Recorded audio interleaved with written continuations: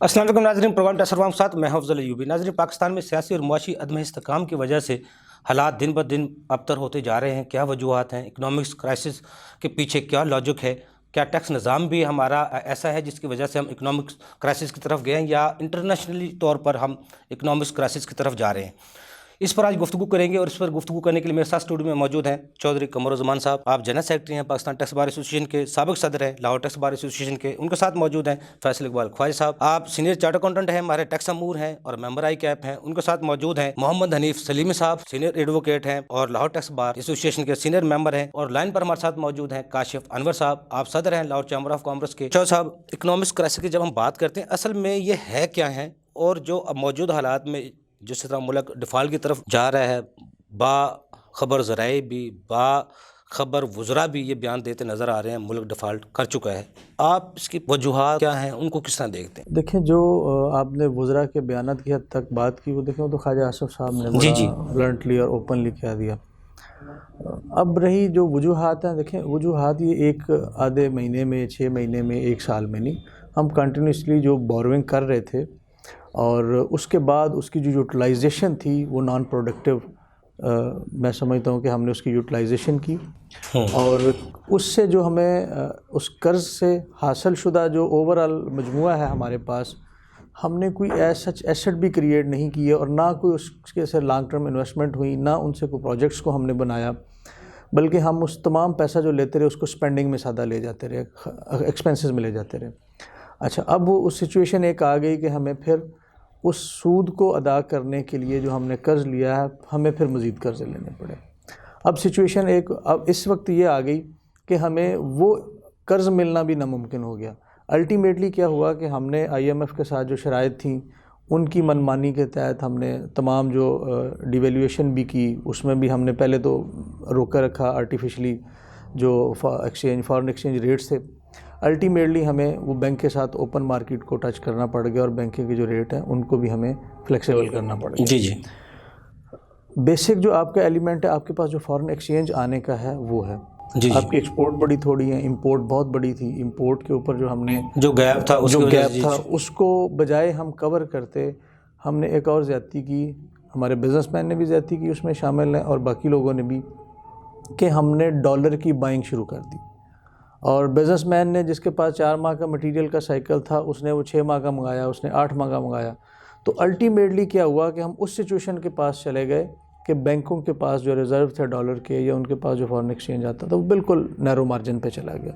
और अल्टीमेटली ये हुआ कि छोटी छोटी जो LCs थी, उनको क्लियर करने के लिए भी पैसे हमारे पास नहीं थे। ठीक है, सही कह रहे हैं। इस सारी सिचुएशन के बाद अब क्या हुआ कि हमें फिर IMF की तरफ तो दोबारा जाना पड़ा। गए तो उन्होंने आपको 3-4 मेजर चीज़ें जो थी, जहाँ जहाँ से आप रेवेन्यू ले सकते थे, एक फ्यूल प्राइस के रेफरेंस से थी, आप अपनी प्राइसेस फ्यूल की बढ़ाएं, जहाँ एनर्जी की क्राइसिस हैं वो प्राइसेस हैं उसमें इजाफा करें, सुई गैस है, जितने आपके सोर्स थे उन तमाम में आपको थोड़ा थोड़ा 1 बाय 1 करके इजाफा करना पड़ गया।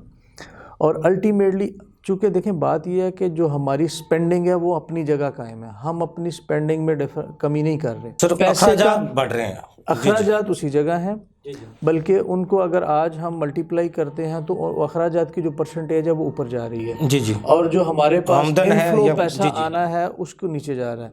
नो डाउट FBR ने कहा जी हमने पिछले साल से इतने पैसे ज़्यादा ले लिए, इतने पैसे ज़्यादा ले। देखिए, वो सारा विद होल्डिंग का रेवेन्यू है, एक्सचेंज रेट का डिफरेंस बड़ा, 8 माह में ड्यूटी टैक्सेस की कलेक्शन आ गई। वो जो ड्यूटी टैक्सेस की कैलकुलेशन है वो, उसमें आप थोड़ा सा ऊपर चले गए, क्योंकि रुपए की डिवैल्यूएशन के साथ आपका पैसा बढ़ गया। 4,493 रुपये इकट्ठे किए। उसको अगर आपने कंपैरिजन पिछले साल से भी करना है तो आप उसको करेंगे, उस दिन आपको इंटरनेशनल मार्केट में जाएं और एक्सचेंज रेट के मुताबिक देखें, और आज देखें डॉलर के ऊंच नीच से सारा ये हदा पूरे तो ये सारी चीज़ें देखें, ये हमें सोचने की बात है कि हम इसको कितनी देर तक डिवैल्यू करते रहेंगे। और ये पिछले अब जो 2 दिनों में मूडी ने जो हमारी नई रेटिंग जारी की है, उसकी वजह से ये 25 रुपये का 27 रुपये का बैंक रेट का फ़र्क पड़ा है। ये आपने देखें किस तरफ लेके जा रहे हैं। आप इन चीज़ों को थोड़ा सा तो कंट्रोल करें ना। बैंकिंग को आप एकदम 15-20 दोबारा मैं आपकी तरफ आऊँगा, कंट्रोल करने किसकी जिम्मेदारी है? फैसल इकबाल ख्वाजा साहब, इकोनॉमिक्स क्राइसिस की जब हम बात करते हैं जिसमें डॉलर भी है, हमारे इंपोर्ट भी है, एक्सपोर्ट भी है, ये सारी चीज़ों से में आती हैं। तो ये आप समझते हैं कि इंटरनेशनली तौर पे जो महंगाई का तूफान उठा या जो वार थी, यूक्रेन वार थी, उसकी वजह से हम सारे इकोनॉमिक क्राइसिस की तरफ गए? यूबी साहब देखें, पाकिस्तान के इकोनॉमिक क्राइसिस और दुनिया के इकोनॉमिक क्राइसिस की डायनामिक डिफरेंट है। जी जी। पाकिस्तान में जो इकोनॉमिक क्राइसिस है, जैसे कमर भाई ने बताया आपको, वो ये है कि हमने कॉन्टीन्यूस बोरिंग शुरू की सन 2006 से, जी जी। जो कि आज 2023 में भी हम बोरिंग की तरफ ही, IMF की तरफ ही रुजू किए हुए हैं। और इस बोरिंग का बेसिक जो हमने इन्वेस्टमेंट किया ना, वो नॉन प्रॉफिट मेकिंग वेंचर्स में किया। जी जी। देखें, जब हम किसी से भी एक बोरिंग करते हैं, उस बोरिंग के पीछे हमें एक नई इनकम चाहिए होती है, जिस इनकम से हम उस पर्टिकुलर लोन को रीपे करें। जी। ठीक है। अब हम उन चीज़ों में नाकाम रहे, जैसे हमने पाकिस्तान में ऑरेंज ट्रेन मुतारिफ़ कराई, हमने पाकिस्तान में वो प्रोजेक्ट मुतारफ़ कराए जिनकी शायद पाकिस्तान की आवाम को इस वक्त ज़रूरत नहीं थी। ठीक है जी। अब उस पर जब हमने इतनी स्पेंडिंग की, उस स्पेंडिंग के अगेंस्ट हमें क्या मिला? सवाल ये है। जी जी। अगर उससे हम रेवेन्यू जनरेशन में नहीं गए तो वो एक कर्जा है जो कि अब हमने वापस, वो हर साल सूद की माध्यम अदा कर रहे हैं, उसको हमने अपने रिसोर्सेज से पे करना है। वो रिसोर्सेज जो कि हम जनरेट नहीं कर पा रहे। फॉर एग्जांपल लास्ट ईयर अगर मैं कंपेयर करूं, इन्हीं दिनों में डॉलर का रेट समथिंग लाइक 180 था। जी जी। या 190 होगा, 178। और इस वक्त आज जब हम ये इंटरव्यू के लिए बैठे हुए हैं यहाँ पे इस प्रोग्राम में, तो डॉलर का रेट 276 और 280 को टच कर रहा है। कोई शक नहीं। ठीक है। अब ये जो 100 रुपये की डिवैल्यूएशन हुई है इंपोर्ट पे, अगर मैं कहूँ कि जी मैंने ये टैक्सेस फालतू इकट्ठे कर लिए, ये कर लिया, वो कर लिया, ये तो एक अपने आप को दिलासा देने वाली बात है। जी जी। अगर मैं एप्पल टू एप्पल कंपैरिजन करूँ तो हमें तो इस पीरियड में 7-8 हज़ार अरब इकट्ठा कर लेना चाहिए था। जी जी। ये 4,493 अरब जो इन्होंने इकट्ठा किया, इन्होंने कोई मार्का नहीं मारा ये इकट्ठा करके, क्योंकि जो डिवैल्यूएशन का फैक्टर है उसको तो ये देख ही नहीं रहे। जबकि लोन वापस मैंने करना है फॉरेन करेंसी में। जी जी। लोन को मैंने वापस किस में करना है? फॉरेन करेंसी में। मेरी जो LC खुलती है वो फॉरेन करेंसी में खुलती है, मेरी जो इंपोर्ट होती है वो सारी फॉरेन करेंसी में होती है। अब जब मैं उसकी बात करता हूँ, मेरा इंपोर्ट बिल और मेरा जो एक्सपोर्ट बिल है उसका जो फ़र्क है, उसके लिए सबसे ज़्यादा जो फुकदान पाकिस्तान में वो प्लानिंग का है। हमने अपनी एक्सपोर्ट्स जो हैं वो कभी प्लान ही नहीं की। मैंने आपके इस प्रोग्राम की तवज्जो से एक चीज़ बताई थी कि इंडिया की जो IT एक्सपोर्ट्स हैं वो 176 बिलियन डॉलर को टच कर रही हैं इस वक्त। ठीक है। हम उनसे साइज़ में 1/4 हैं। ठीक है। अब 1/5 कर लें, उसके मुताबिक भी हमारी ये जो IT एक्सपोर्ट्स हैं ये 40 अरब डॉलर होनी चाहिए कम से कम, जो कि सिर्फ इस वक्त 2 अरब डॉलर हैं। देखें, हम हर उस इंपोर्ट पे फोकस किए बैठे हैं, जिसके एक्सपोर्ट पे फोकस किए बैठे हैं जिसके लिए हमें इंपोर्ट करनी पड़ती है। जी जी। जबकि हमारा जो मेन हथियार वो है यूथ। पाकिस्तान के पास जो एक मेन हथियार है वो यूथ है। जी जी। हमें जिनके पास स्किल्स हैं, हमें अपनी यूथ को एक्सपोर्ट करना चाहिए। बेसिकली पाकिस्तान से हमें यूथ को एक्सपोर्ट करने के साथ क्या होगा कि वहाँ से हमें फॉरेन रेमिटेंसेस पाकिस्तान आएंगी। बड़ी अच्छी बात की जस्टिस इजाजुल हसन ने कि हम ओवरसीज़ वालों को वोटिंग राइट नहीं देते, जबकि 20 अरब डॉलर उनसे मंगवाते हैं। ये एक अलहदा चीज़ है। लेकिन मैं एज एन इकोनॉमिस्ट या एज ए प्लानर ये चीज़ देखता हूँ कि अगर मैं 10 से 15 लाख यूथ हर साल एक्सपोर्ट कर दूं तो यही 10 अरब डॉलर जो है या 20 अरब डॉलर जो है, इसमें एक वाज़े 10 अरब डॉलर का और इंक्रीज़ होगा, क्योंकि मेरा जो मेन बिल है वो ऑयल इंपोर्ट का है। जी जी। ऑयल इंपोर्ट मैं करता हूँ 10 से 12 अरब डॉलर की साल की। अगर मैं यहाँ से 10-12 लाख यूथ एक्सपोर्ट कर दूँ तो मेरा ये बिल जो है वो मिटिगेट हो जाएगा। वो पैसे जो वहाँ से बाहर से आएंगे, हमें इस तरह की प्लानिंग करनी है कि हमारा जो इंपोर्ट बिल है वो हमारे एक्सपोर्ट बिल के बराबर हमें प्लान करना पड़ेगा कि इन दोनों को हम कहीं पे इक्वेट करें। वहाँ जाके हम अपनी फॉरेन करेंसी को कंट्रोल कर सकेंगे, फॉरेन करेंसी रेट को कंट्रोल कर सकेंगे।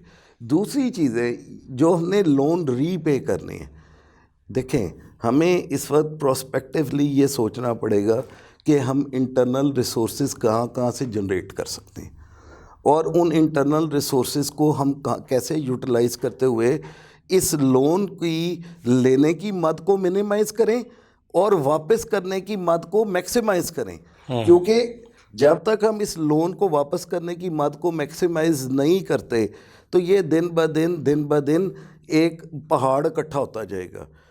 जहाँ तक रहेगी डिफ़ॉल्ट की बात, देखें डिफ़ॉल्ट क्या है इस वक्त? डिफ़ॉल्ट ये है कि हमारे पास अपनी फ़ॉरेन पेमेंट्स करने के लिए पैसा नहीं है, डॉलर नहीं है। मैंने आपकी इसी प्रोग्राम की तवज्जुह से बताया कि पाकिस्तान एक ऐसी स्ट्रेटेजिक पोजीशन में है कि अमेरिका अफोर्ड ही नहीं कर सकता कि हम डिफ़ॉल्ट कर जाएं।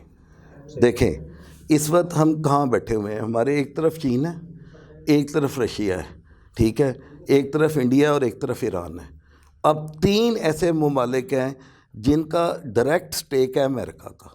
अमेरिका चीन से भी डरता है, अमेरिका ईरान के साथ भी मुखालिफ है, अमेरिका रशिया के साथ भी मुखालिफ है, ठीक है। अब अमेरिकन स्टेक्स जब तक पाकिस्तान में हैं तब तक ये हमें डिफ़ॉल्ट नहीं करने देंगे, लेकिन ये हमें मारते जाएंगे, हमारी आवाम को मारते जाएंगे। इकोनॉमिक्स का एक बेसिक रूल है, हर उस चीज़ को टैक्स कर दो जिसकी डिमांड इनफ्लेक्सिबल है। सही। फॉर एग्ज़ाम्पल आप कहते हैं तेल, आप कहते हैं बिजली, आप कहते हैं खाना पीना, आप हर वो बेसिक ज़रूरियात ज़िंदगी जिनकी जिंदा भी ना रहा जा सके और मारा जाए। अब जहाँ तक पाकिस्तान की इस डायनामिक का ताल्लुक़ है, हमारे पास कोल है जी, जिसको 2029 में हम सिग्नेटरी हैं कि 2029 के बाद पूरी दुनिया में कोल जो है उसको स्क्रैप किया जाएगा। पाकिस्तान के पास 2012 का एक सर्वे था, जब मैं इंस्टीट्यूट ऑफ चार्टर्ड अकाउंटेंट्स की नॉर्दर्न रीजनल कमेटी का चेयरमैन था, तो डॉक्टर इशफाक साहब जो नस्ट के चेयरमैन हैं, उन्होंने एक तकरीर की थी सरीना में। उस वक्त उन्होंने बताया था कि हमारे पास 1000 अरब डॉलर का कोला है, 1000 अरब डॉलर का कोला है, जिसको हमें चाहे उस वक्त पाकिस्तान पे टोटल एक्सटर्नल डेट था 76 अरब डॉलर का। जी। इन्होंने कहा था इसको चाहे 1/4 पे आउटसोर्स कर दें, बेच दें और अपना लोन रीपे कर दें, सही, इसको ख़त्म कर दें ताकि पाकिस्तान आज़ाद हो। अब हमारे पास यहाँ पे पत्थर हैं, मादनियात हैं, हमारे पास कोयला है, वसाइल है, हमारे पास आयरन ओर है, हमारे पास वसाइल हैं, सिर्फ हमारे पास क़यादत नहीं है उनको बरोबर लाने के लिए जो इस तरफ सोचे कि हमने इस कर्ज़े को उतारना है और अपनी नस्लों को आज़ाद करना है। अभी तक हमारे यहाँ पे पॉलिटिशियन आपस में सिर्फ और सिर्फ मुफादात की जंग में मसरूफ़ हैं। एक आदमी कहता है ये बेईमान है, दूसरा कहता है ये बेईमान है। जी। They are not considering Pakistan, जी। They are just considering their political invasions in Pakistan. और वो उसी के वो सब। हनीफ साहब, फैसल साहब की आपने गुफ्तगू सुनी, कमर साहब की सुनी, जो मुझे समझ आई है पाकिस्तान में जो मुआशी अदम इस्तेहकाम की हम बात करते हैं, मुआशी अदम इस्तेहकाम वो होता है जिसमें कुछ चीज़ें अवेलेबल ना हो। हमारे पास खाने की चीज़ें वो वाफर मकदार में हैं, वसाइल भी वाफर हैं, सिर्फ डॉलर की कमी है। डॉलर की वजह से ये सारा जो हम शोर शराबा देख रहे हैं, मुल्क डिफ़ॉल्ट कर गया है, वो कुछ हो गया। लेकिन आप भी समझते हैं इसके डॉलर की वजह से ही है या हमारे इसके और कोई ज़िम्मेदार हैं, सियासतदान ज़िम्मेदार हैं, हुकूमत ज़िम्मेदार है, हमारी ब्यूरोक्रेसी ज़िम्मेदार है, हमारे ताजर ज़िम्मेदार है, या हमारा टैक्स निज़ाम ज़िम्मेदार है, या हमारे कानून ज़िम्मेदार हैं, या हमारी पॉलिसियाँ ज़िम्मेदार हैं। लेकिन ब्रेक से बात, नाज़रीन छोटा सा कमर्शियल ब्रेक, हमारे साथ रहिएगा।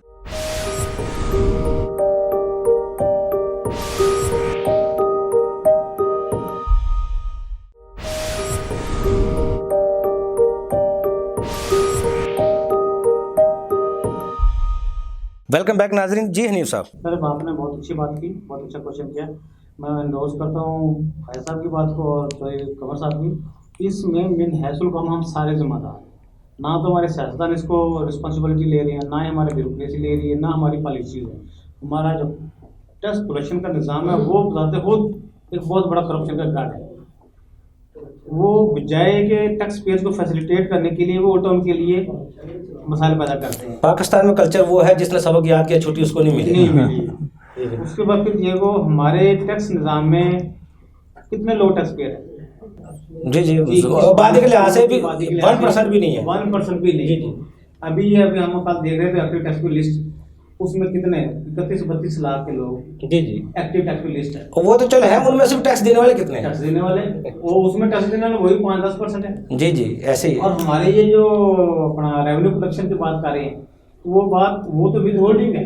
जी जी, डायरेक्ट कलेक्शन तो है ही नहीं है। ये 4,493 वाले इकट्ठे किए विद होल्डिंग की सूरत में। होल्डिंग की सूरत में जी जी, डायरेक्ट किसी किस्म की कोई कलेक्शन नहीं है। फिर वो बात जो टारगेट अचीव किया है, टारगेट अचीव कैसे किया, वही बात ऐसा वाली डॉलर की वजह से, हालांकि ये टारगेट भी कम जो इकट्ठा किया है, इससे बहुत ज्यादा होना चाहिए। डॉलर 100 रुपये तक ऊपर गया। 15,000 या 20,000 की रेंज में सारा। सही कह रहे हैं। डॉलर इसी 2 महीनों में 6-7 हज़ार की रेंज में आता है सारा। जी जी, मतलब इनका जो पॉलिसी है एफबीआर की, वो किधर, गवर्नमेंट की पॉलिसी है वो किधर, सियासतदान तो दोस्तों कुर्बान है, उनको ना मुल्क का ना आवाम के। तो हनीफ साहब आप क्या समझते? वैसे देखो, अवाम ने तो इक़दामात नहीं करने, अवाम ने तो स्टेप नहीं उठाने तो हमारे जो इदारे हैं, रियासती इदारे हैं, रियासत है, हुकूमत है, जो उनका काम है एक्शन लेना, इक़दामात करना। जब तक हमारे मुल्क में ये पॉलिटिकल स्टेबिलिटी नहीं आती, जी जी, कोई भी पॉलिसी कामयाब ना हो। जी जी, कोई लॉन्ग टर्म पॉलिसी चाहिए हमारे। उसके बाद मुल्क में इकोनॉमी को ये जैसे खासा फरमाया डॉलर की वजह से आप सही कह रहे हैं कमर साहब। पहले जिस तरह अभी IMF की शराइत हैं, अब 2% शरह वो कह रहे हैं बढ़ाएं, क्या 20% शरह करने से? लेकिन मेरे रिपोर्ट के मुताबिक 1992 जब नवाज शरीफ साहब की हुकूमत थी, जब भी 22 रुपये शरह सूद थी, ये 20% होने से चलो बैंकों का तो कारोबार चल जाएगा, आप समझते हमारी मुआशी जो हालात हैं वो दुरुस्त होंगे। और दूसरा, जो IMF की शराइत का तो पता चलता है आवाम को, वो शराइत इस्लाहात चाहते हैं, लेकिन बाकी जो डोनर एजेंसियाँ जिनसे कर्जा लिया जाता है, उनका तो आज तक किसी को बताया नहीं गया, उसके पीछे हरकत क्या होते हैं? इन तमाम जो ख़ास तौर पे जो डोनर एजेंसीज़ हैं, देखें जो भी आपको डोनर एजेंसी फ़ंड देती है, उसका एक अपना आपको एक क्राइटेरिया देते हैं, उस क्राइटेरिया को मीट विद करके उन्होंने स्पेंडिंग करनी होती है। अच्छा, अब कुछ उसमें मैं समझता हूँ कि बेहतर भी है कि वो स्पेंडिंग के ऊपर आपकी चेक एंड बैलेंस रखते हैं। लेट से उन्होंने आपको पैसा दिया फ्लड रिलीफ के लिए, हम उठाते हैं, हम किसी और जगह खर्च कर देते हैं। हमारी प्रॉब्लम सबसे बड़ी क्या है कि हम एक बजट बनाते हैं, बजट, उसके बाद उस बजट डॉक्यूमेंट को जो हम एक्ट बना देते हैं, कानून बन जाता है, स्पेंडिंग के पैसे जो हैं हम उनको तमाम फंड्स की एलोकेशन कर देते हैं। होता क्या, जब भी कोई थोड़ा सा मुश्किल वक्त आता है, हम क्या करते हैं, सेहत में से पैसा निकाल लेते हैं, हम क्या करते हैं, तालीम के बजट में से पैसा निकाल लेते हैं। ठीक है, देखें बात यह है कि जब आपने एक इदारे के लिए फ़ंड कर दिया, एक आपने सेगमेंट के लिए एक पैसा मुख्तस कर दिया, तो आप उसी शोबे में उसको पैसे को रहने दें, वहाँ पे बेहतरी लेके आएँ, उन चीज़ों को इनोवेट करें, वहाँ पे आप नए रिसर्च और उसके लेके आएँ शोबाजात को। दूसरी जो आपने बात की ना कि IMF की शराइत सामने आती हैं, उनकी नहीं आती। देखें जहाँ जहाँ भी ये सबसे बड़ी आप कहें कि पैसा भी लें, उधार भी लें, और आप रिस्पेक्टफुली कहें जनाब कि हम बातें एब्सोल्युटली नॉट, आप ये भी कहें। जी जी, सही कह रहे हैं। वो तो चले एक पॉलिटिकल बात है, लेकिन बात ये है कि आप ये भी कहें कि जनाब वो हमें डिक्टेट भी ना करे, तो ये पॉसिबल नहीं होता। जब लेकिन IMF ने तो जी जी, उन्होंने तो फिर भी हमेशा रिफॉर्म्स की बात की है, और ये पहली दफ़ा हुआ उन्होंने कहा यार अशराफ से टैक्स लें, बहुत अच्छी बात है, उनके ब्यूरोक्रेट से गोशवारे लें।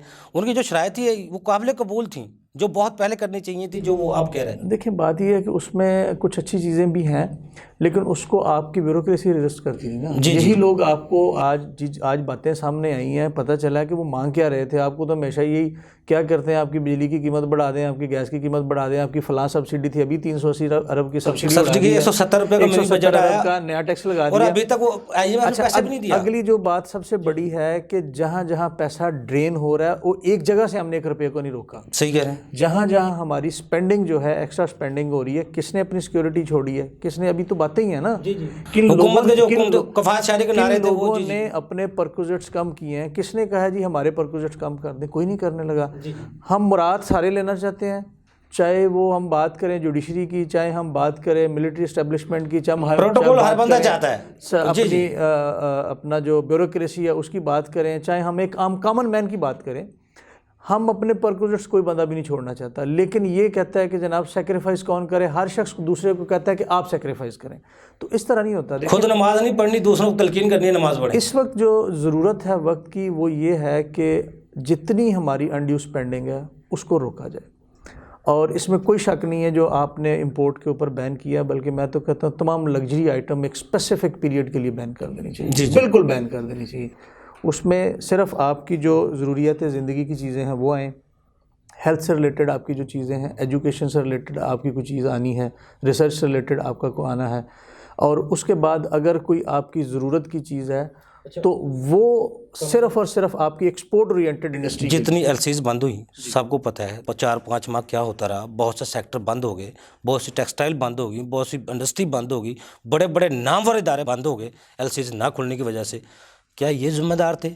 19.70 बिलियन डॉलर अरब के ज़र मुबादला था जो अब 3 अरब का भी नहीं रह गया, ये जिम्मेदार थे? नहीं, उसमें मैं आपको बताता हूँ। देखिए, उसमें सिर्फ एक चीज़ की जिम्मेदारी नहीं, उसमें 2 इन्वॉल्व बहुत बड़े हैं। जी जी। अकाउंटिंग की टर्म में हम प्राइम कॉस्ट एक लफ्ज़ बोलते हैं, उसमें मटेरियल आता है और उसमें आपकी बाकी डायरेक्ट लेबर, डायरेक्ट एनर्जी की कॉस्ट आती है। जी जी। अब जिस वक्त इस सिचुएशन में है, एक्सपोर्टर को अंदाज़ा ही नहीं है कि उसकी एनर्जी की कॉस्ट किधर चली जाएगी। वो अपना एक्सपोर्ट जो ऑर्डर है उसको एग्जीक्यूट करने के काबिल नहीं है। जी जी। उसको दोनों चीज़ों ने मारा। जब मटेरियल इंपोर्ट करेगा उसका एक्सचेंज रेट मार दिया वहाँ पे, और उसके पास दूसरा जो एलिमेंट है मटेरियल के साथ उसकी डायरेक्ट लेबर का, वहाँ पे भी उसको एनर्जी और क्राइसिस के साथ दोनों ने मार दिया। अब वो ओवरऑल मार्केट को तो वो कम्पीट ही नहीं करता इंटरनेशनली। अगर उसने कोई किसी जगह को टेंडर विन किया है तो वो उस प्राइस के ऊपर मेरा नहीं ख्याल उस चीज़ों को एक्सपोर्ट कर सकता होगा अनटिल अनलेस का उसका बड़ा ही अच्छा मार्जिन पहले से हो, तो अब वो एट पार जाके उसको एग्जीक्यूट करेगा उस ऑर्डर को। दूसरी बात ये रही, देखें ये इनको बड़ी लेट जाके शायद को 2.5 महीने 3 महीने गुजरने के बाद समझ आई कि हमने इंपोर्ट को रोकते रोकते हमने रॉ मटेरियल भी रोक दिया। सही कह रहे हैं। ठीक है, जिससे इंडस्ट्री ने चलना है। उसके बाद आके जनाब फाइनेंस मिनिस्टर साहब को नींद से जगाया शायद किसी ने, तो उन्होंने कहा नहीं नहीं जी, हम जो इंडस्ट्रियल रॉ मटेरियल है, ख़ास तौर पे जो एक्सपोर्ट ओरिएंटेड इंडस्ट्री है, उसको हम प्रायोरिटी बेस के ऊपर क्लियर करेंगे, उसके ऊपर किसी किस्म की कादगार नहीं होगी। देखें, ये तो ज़रूरत की चीज़ है ना। हम तो बात करते हैं लग्जरी आइटम की, जिसमें गाड़ियाँ शामिल हैं, जिसमें आपके बाकी खाने आपके गाड़ियाँ शामिल हैं, जानवरों की फूड शामिल है, और इसी तरह आपके मुख्तलिफ़ किस्म के जो मशरूब हैं वो शामिल हैं। तो आप इन सारी चीज़ों को बैन करें, एक स्पेसिफिक पीरियड के लिए बैन कर दें। और देखें, उसमें भी आज अभी आप पूछ रहे थे ना कि ये जो अगर रेट बढ़ता है 2%, देखें इससे शायद कॉमन मैन को फ़र्क नहीं पड़ेगा बैंकिंग के रेट से, लेकिन जो इंडस्ट्री ऑलरेडी सफ़र कर रही है उनके लिए चीज़ें थोड़ी सी मुश्किल हो जाएंगी। देखें, सबसे इम्पॉर्टेंट हमें बात ये समझनी है कि भाई हमें ये इन प्लाटों ने, इन सोसाइटियों ने हमें कुछ नहीं देना। जी जी। आउटपुट अगर आपको किसी ने देनी है तो वो बिज़नेस ने देनी है, कारोबार ने देनी है, इंडस्ट्री ने देनी है। अगर आपकी इंडस्ट्री चलेगी तो फिर आप आगे चलेंगे, वहाँ से लोगों को रोज़गार भी मिलेगा, वहाँ से प्रोडक्ट भी बन के आएगी, आपके लोकल इस्तेमाल के लिए भी होगी, आपकी एक्सपोर्ट के लिए भी होगी। अगर एक्सपोर्ट करते हैं उसके अगेंस्ट फॉरेन एक्सचेंज भी आएगा। अब जो बेसिक इस वक्त जो देखें मेनली ये है कि एक शायद आपके पहले एक प्रोग्राम में मैंने ये बात की थी कि आपको इस वक्त सबसे इम्पॉर्टेंट एक चार्टर्ड ऑफ इकोनॉमी साइन करने की ज़रूरत है। जी जी। और वो साइन करें 10 साल के लिए, वो तो हो नहीं सकता 15 साल के क्योंकि लिए। जिस तरह भी फैसल साहब एक दूसरे को बुरा कहने की जो आदत पड़ गई है, एक दूसरे को मुनाफ कहने की आदत पड़ गई है, एक दूसरे को काफिर कहने की आदत पड़ गई है। देखिए अयूबी साहब, इनको सोचना होगा कि अगर ये मुल्क बचेगा तो इनकी सियासत भी चलेगी। उनका मुल्क में क्या है इनकी कमर साहब, उनका मुल्क में तो कुछ नहीं है, जिन्होंने यहाँ रहने नहीं उसका मुल्क। असल में ये इकोनॉमिक क्राइसिस में हमारे टैक्स निज़ाम का भी कोई हाथ है, बहुत बड़ा हाथ है। मिसाल के तौर पे हम कौन से उसमें देखें बात ये है कि मिनी बजट्स आ गए, सारोज आ गए, ये नहीं, है और मिनी बजट तो चलें यार अपनी जगह, वो तो एक मेरा ख्याल है असल जो चीज़ थी कि जो पोटेंशियल टैक्स पेयर है आज तक हम उसको टैक्स नेट में नहीं ला सके। हमने एक स्पेसिफिक लोगों को पकड़ा हुआ है, हम हर दफ़ा उनको ट्विस्ट करते हैं और उन्हीं को स्क्वीज़ करते हैं कि इनसे हमने इनकी जेब से क्या निकाल लेना है। हमने 4C लगाया तो उसी पे लगाया, 7E लगाया तो 7E लगाया तो जो नामुमकिन काम उनको लगाते हैं। जो हमने जहाँ से है इस बेचारे को पहले जो हमारे पास है ना इसी को स्क्वीज करना है। देखें, ये जो भी नेशनल एक्सचेकर में है यार, ये कुछ ना कुछ आपको कंट्रीब्यूट तो कर रहा है ना। जी जी। जो इस सिस्टम से बाहर है उनको लेके आओ भाई, किसने मना किया? उनको पकड़ो, उनको लाओ। आपके पास अब ऑटोमेशन है, आप कहते हैं जी हमारे पास इतनी बड़ी इन्फॉर्मेशन है, हमारे पास जनाब इतने मिलियन लोगों की इन्फॉर्मेशन है। इंडस्ट्री वाले के पास वक्त नहीं है वो एहतजाज करे। जब भी कोई टैक्स लगता है 0.6 लगाया ट्रांजैक्शन पे या दूसरे, वो जो ताजिर बरादरी एहतजाज के लिए आती है वो तो टैक्स नेट में है ही नहीं है। देखिए ये बड़ा हमारे मुल्क में तो ये जो एहतजाज करता है वो नेट में है नहीं है, और जो है वो करता नहीं है। बहुत बड़ा अलमिया है कि हम जिस बंदे का जहाँ पे कोई मकसद नहीं है, हर वो शख्स उसकी डिस्कशन भी कर रहा है और उसके ऊपर उसको मुकम्मल अबूर भी हासिल। जी जी। जो उस रेलेवेंट फील्ड से आदमी है शायद उसका उससे तल्लक ही नहीं है।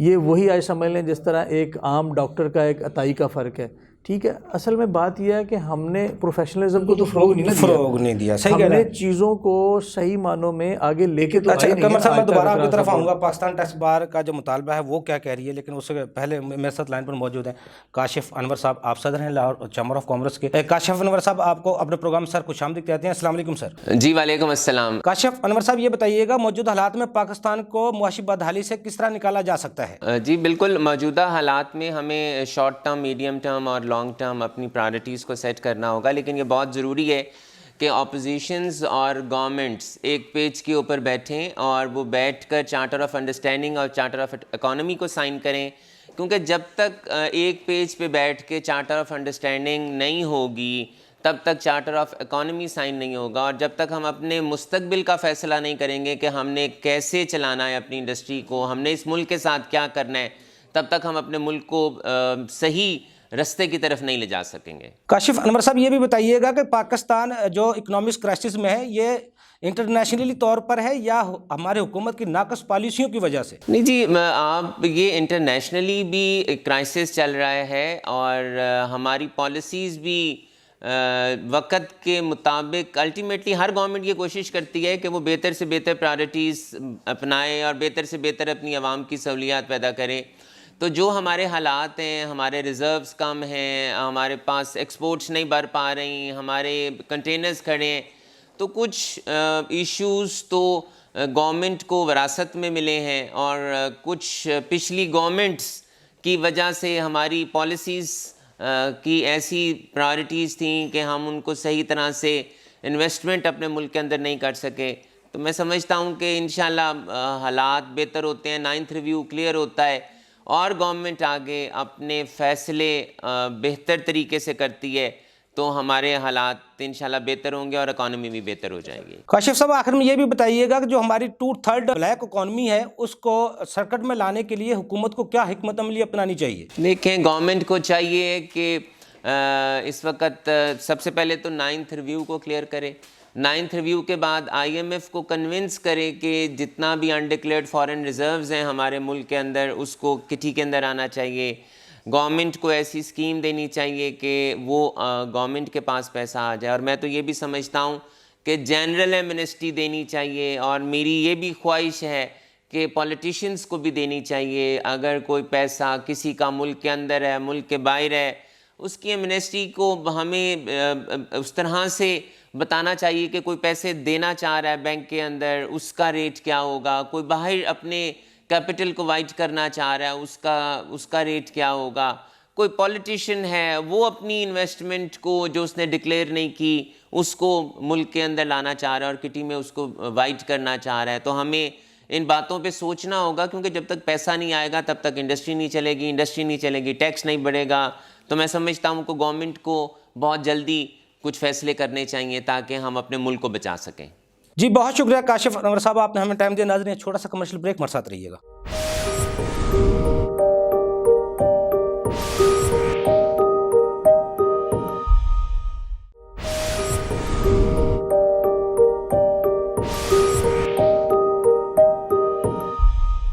वेलकम बैक नाज़रीन। फैसल इकबाल ख्वाजा साहब, अभी काशिफ अनवर साहब से बात हो रही थी, जो एमनेस्टी का भी कह रहे थे, जो इकोनॉमिक क्राइसिस से निकालने के लिए मुल्क को एमनेस्टी ऐसी लाई जाए ताकि डॉलर हुकूमत के पास आ सके। लेकिन आप समझते हैं यूटिलिटी बिल्स या पेट्रोल की कीमतें बढ़ाने से या मिनी बजट लाने से हम इकोनॉमिक क्राइसिस से निकल सकते हैं? देखें जी, जब तक ये मिनी बजट जहाँ तक लाने की, अब मैंने आपको पहले जवाब दे दिया कि जो आपकी लेंडर एजेंसीज़ हैं वो इकोनॉमिक्स का एक बेसिक रूल फॉलो कर रही हैं। वो ये कहती हैं कि हमने आपको जो कर्जा देना है वो वापस भी तो लेना है ना। जी जी। वो कहते हैं कि आप अपने उन चीज़ों के ऊपर टैक्स लगाएं जिनकी डिमांड इनफ्लेक्सिबल है। ठीक है। और फॉर एग्जांपल, एक आदमी ने बिजली तो इस्तेमाल करनी है, एक मोटरसाइकिल वाले ने पेट्रोल तो डलवाना ही डलवाना है, गाड़ी वाले ने पेट्रोल तो डलवाने। हाँ, ये हो सकता है जहाँ वो 10 लीटर पेट्रोल डलवा रहा था वो 8 पे आ जाएगा, लेकिन बेसिक ज़रूरत का पेट्रोल तो उसको चाहिए ही चाहिए। इसी तरह आपकी जो गैस है, जो आपका पानी है, इसको वो टैक्स कर रहे हैं। या इसी तरह उन्होंने चंद एक और चीज़ें ऐसी इनफ्लेक्सिबल ढूंढी जिनके ऊपर उन्होंने टैक्स लगा दिया और वो मिनी बजट आपका आ गया। अब बेसिकली देखने वाली बात ये है, क्या ये मिनी बजट लाने से पाकिस्तान की जो इकॉनमी है वो ब्लूम करेगी कि ये मज़ीद क्राइसिस में चली जाएगी? आंसर इज़ मज़ीद क्राइसिस। वजह क्या है कि हमारे पास तो पहले ही ज़िंदगी गुजारने के बेसिक जो हमारे हैं ना ज़रूरियात ज़िंदगी की, वो ख़रीदने की पावर अवाम में नहीं है। जी जी। ये मज़ीद से मज़ीद हमें कुएं में धकेला जा रहा है, ठीक है। लेकिन ऑन द अदर एंड अगर हम अपने यूथ को, अपनी प्लानिंग को, अपनी एक्सपोर्ट्स को किसी तरह प्लान कर लेते हैं, for example free lancing Pakistan में एक नई चीज़ आई है। जी 2 वेबसाइट्स हैं, एक अपवर्क है, एक फायरवर है, जिसके ऊपर बच्चे जाके क्या करते हैं, अपना CV लोड करते हैं। उस CV के अगेंस्ट उनको अमेरिका से, Opportunities मिल जाती हैं। यूरोप से काम आता है। जी जी। $100, $200, $300 महीने का काम आता है। वो लोग घर बैठे काम, बच्चे काम कर रहे हैं और उसके अगेंस्ट उन्हें पेमेंट आती है। अब यहाँ पे हुकूमती सरपरस्ती कोई नहीं है।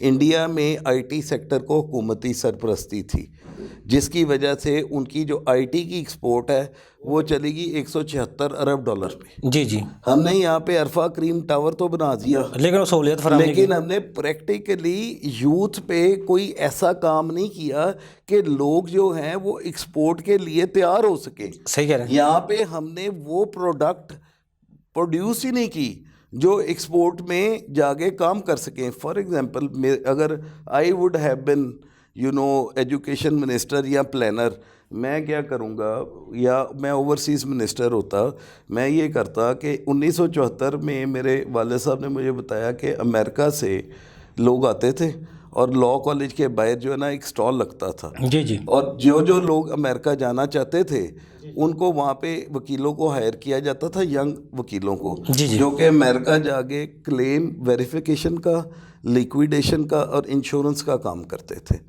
ठीक है।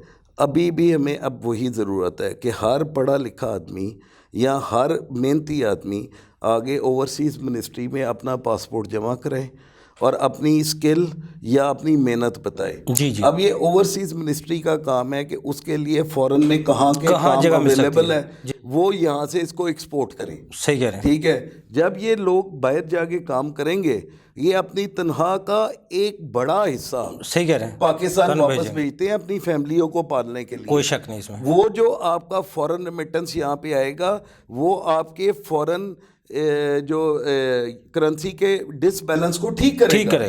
सेकेंडली हमें अपनी हर उस यूथ पे इन्वेस्ट करना है जो कि सॉफ्टवेयर एक्सपोर्ट कर सकती है, जो कि अकाउंटिंग सॉफ्टवेयर पे काम कर सकती है, जो कि डाटा एनालिसिस पे काम कर सकती है, जो कि डाटा अरेंजमेंट पे काम कर सकती है। ये पूरी दुनिया में, अमेरिका में ख़ास तौर पे इस वक्त जो है ना पर आवर लेबर का रेट $15 है। सही कह रहे ये जो स्किल्ड लेबर है, ठीक है, ये पूरी दुनिया में आउटसोर्स हो रहा है $9 पे। हम भी कर रहे हैं, हमारे भी कुछ बच्चे यहाँ पे कर रहे हैं। $9 से $10 हम एडवर्टाइज़ करते हैं पर आवर पे, हमारे से रिसोर्स लें आप अमेरिका में, ठीक है जी।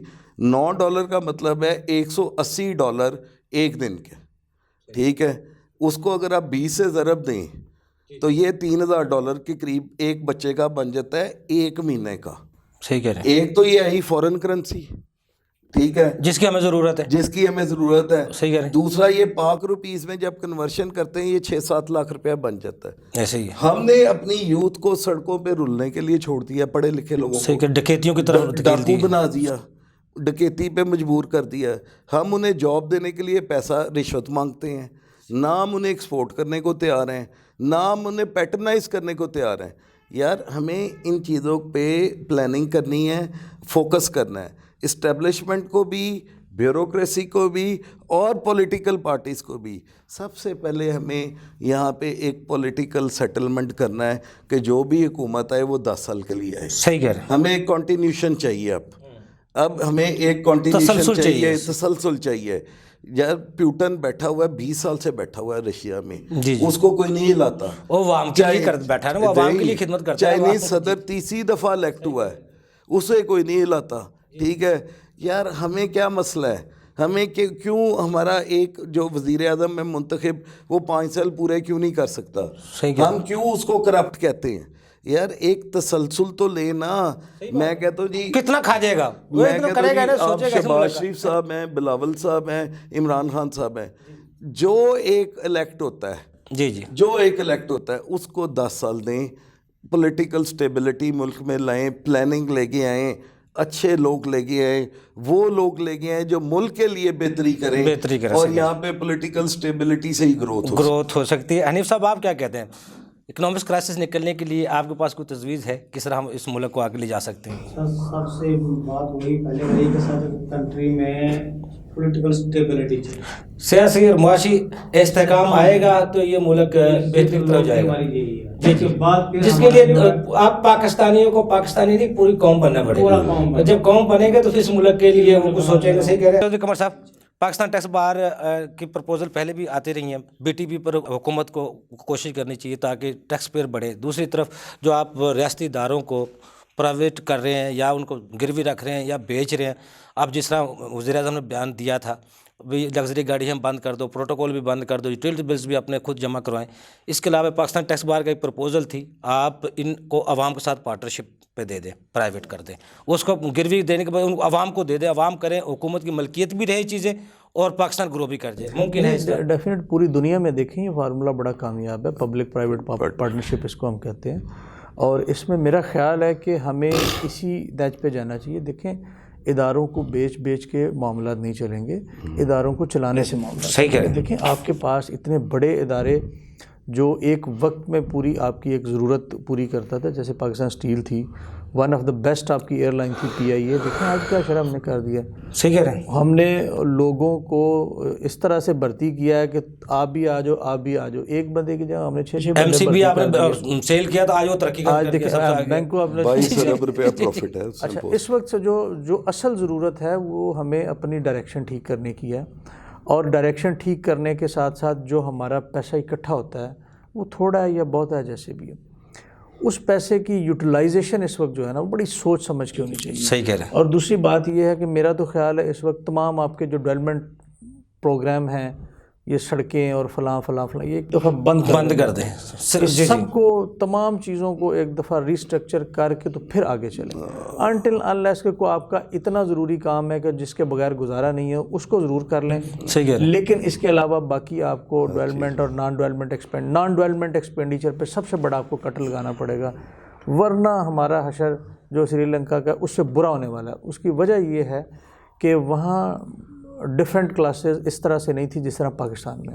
सही कह रहे हैं। यहाँ आप समझते हैं कि ये श्रीलंका वाले तो कौम यहाँ पे उस आवाम के बारे में मशहूर है, वो तो एक कीड़ी भी नहीं मारती जी, जिन्होंने मिनिस्टरों को मार दिया। दूसरी बात ये है, देखिए आपके पास ऑलरेडी बलूचिस्तान का एक ऑलरेडी इशू है। जी ठीक है, आपका फाटा का जो पूरा एरिया है वो एक अलग ट्राइबल बेल्ट वाला जो इशू है। सही कह रहे हैं, बिल्कुल सही। डिविडेंड लाइन वाला पूरा वो एक अलग इशू है। ठीक है, इन सारी चीज़ों के साथ हमें लेके चलना है। फिर देखें आपने इतनी बड़ी इन्वेस्टमेंट कर दी रोड एंड बेल्ट पे, चाइना के साथ मिलके इतने रिसोर्सेज लगा दिए, अभी आप आकर सारा प्रोजेक्ट रोक दिया। देखें ये वो चीज़ें जो इस वक्त जिनसे हमें इस वक्त आगे कमाई का टाइम था वो हमने बंद कर दिया। अब वो प्रोजेक्ट आपने जो ग्वादर वाला सारा था उसको आपने रोक दिया, जिसको पूरी कौम अगर ना भी कुछ करती तो खा सकती थी बैठ के। नहीं खा ना सके, लेकिन एटलीस्ट यार देखें बात ये कि इतना बड़ी इन्वेस्टमेंट हुई उसके ऊपर आप देखें ना जो अब आने वाले वक्त के ऊपर उस सारे जितनी देर वो प्रोजेक्ट बंद रहेगा आपकी कॉस्ट बढ़ती जाएगी। जब तक प्रोजेक्ट ऑपरेटिव आप नहीं करते, उसको चलाते नहीं हैं, उसकी मेंटेनेंस कास्ट, कल को उसकी अपग्रेडेशन की कास्ट या उसको रिवाइवल उसकी करते हैं तो उसकी कास्ट वो उस प्रोजेक्ट से बड़ी हो जाती है। आपको याद आज भी होगा, एक बयान था कि वजीर का वजारत का जो पाक ईरान के साथ गैस पाइपलाइन का मुआहदा था, अगर वो मुकम्मल ना किया तो $18 अरब का नुकसान हो जाएगा। या तो अमेरिका दे या फिर हमें उससे मुआहदा करने दे, मुकम्मल करने हमें दे। अमेरिका ने क्या देना सवाए लारे के, तो हमें उन्होंने वैसे कभी कुछ इसका नहीं मतलब दिया। फिर वो भी नुकसान है। $18 अरब का जुर्माना पाकिस्तान वही को चंद एक लोग जो उनके वफादार होते हैं ख़ास तौर पे बड़े बड़े उहदों पे, वही शायद उनके मफादात पूरे होते हैं, कि बाकी हमें तो उन्होंने 65 से लेके और आज तक बैरी बेड़ों का इंतज़ार और हम उनके वादों का इंतज़ार करते हैं। देखिए बात यह है कि हमें सेल्फ रिलायंट की तरफ आना चाहिए। ये लोगों की तरफ हर वक्त मुंह उठा के कि ये हमें इतने पैसे दे दे, ये इतने पैसे दे, फ़लाँ गल्फ़ वाले हमें दे दें। देखिए जब आपकी इज़्ज़त, आप कहते हैं जी पूरी दुनिया में हमारी इज़्ज़त नहीं है, और ये आपकी इज़्ज़त कहाँ से आएगी? जब मांग तांग के हमने जब खाना है, करना है बच्चों को भी हमने मांगे पे लगा दिया आगे और सूद पे लगा दिया सारे को, तो हमने किस तरफ, हमारी बरकत भी कहाँ जानी? कहाँ भी जानी। चौधरी कमर साहब इन आपको बहुत चीज़ों को- शुक्रिया, फैसल इकबाल खान साहब आपको बहुत शुक्रिया, हनीफ सलीम साहब आपको बहुत शुक्रिया, काशिफ अनवर साहब का शुक्रिया जिन्होंने प्रोग्राम में आज शमूलियत इख्तियार की। नाज़रीन, आज के जो प्रोग्राम का मकसद था, आपने हमारा एक्सपर्ट की गुफ्तगू सुनी होगी। जो मुझे समझ आई है वो यही है, खुद ही को कर बुलंद इतना के हर तकदीर से पहले खुदा खुद पूछे बंदे से, बता तेरी रज़ा क्या है। अगले प्रोग्राम तक के लिए अफजल यूबी को इजाज़त दीजिए। अल्लाह हाफ़िज़। पाकिस्तान जिंदाबाद।